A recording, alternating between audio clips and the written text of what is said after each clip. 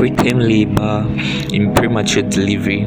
So preterm labor basically refers to labor occurring after 28 weeks but before 37 completed weeks, resulting in premature delivery.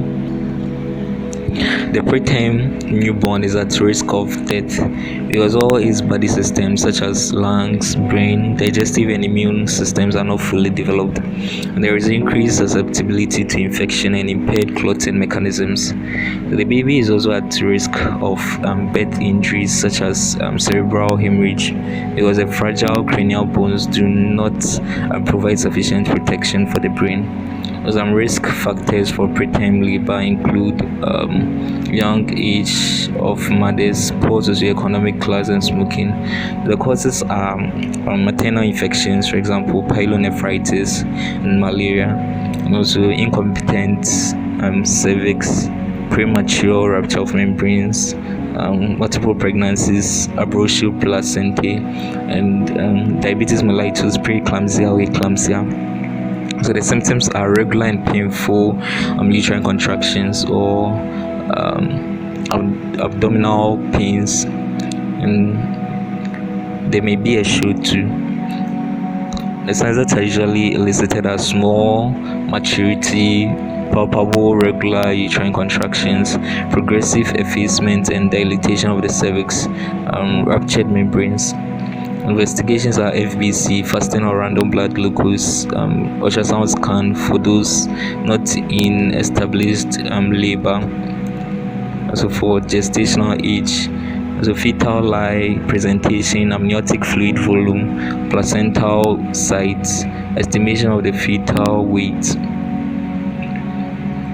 So the main treatment objectives are to stop the uterine contractions if labor is not fully established, and to allow fetal growth and maturation in utero, that's in uterus if possible or if feasible, and to promote fetal lung maturity as gestations 28 to 34 weeks, and to allow labor to progress if it is already well established, and to treat any underlying cause, for example, malaria, pyelonephritis. So non-pharmacological treatment: to avoid sexual intercourse, avoid strenuous physical activity, bed rest, cervical cerclage suture for cases diagnosed as due to cervical incompetence. For pharmacological treatment, tocolitis, we give salbutamol IV infusion 2.5 milligrams in 500 milliliters of dextrose 5%. You start infusion at 10 micrograms per minute, that is 2 milliliters per minute, and increase rate gradually according to response at 10 minutes intervals until contractions diminish, and then increase rate slowly until contractions cease. Maximum rate 45 micrograms per minute.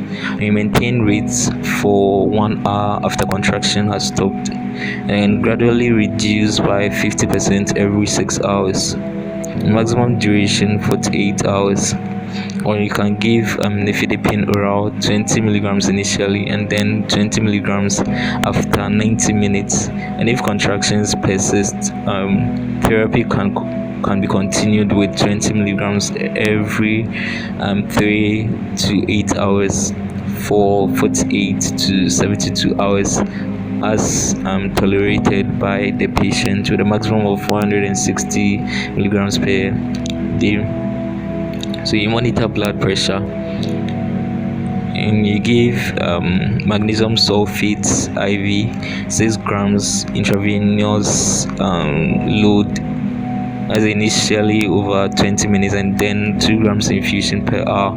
And after you give infusion, the infusion rate will be based on response. So for fetal lung maturation with antenatal corticosteroids, gestations between 28 to 32 weeks, you give betazone oral. So betazone oral, you give 0.6 to 7 milligrams every 24 hours. That's 2 doses. Or dexamethasone 6 milligrams 12 hourly for 4 doses. Treatment is most effective if delivery occurs at least 24 hours after the first dose of the medicine has been given, and less than 7 days after the last dose of the medicine. So avoid dexamethasone or betamethasone use when infection is present. There's dangers of steroid use, including susceptibility to infection could occur, and also fluid retention and pulmonary edema and maternal postpartum collapse may also occur. So you have to avoid dexamethasone and betamethasone.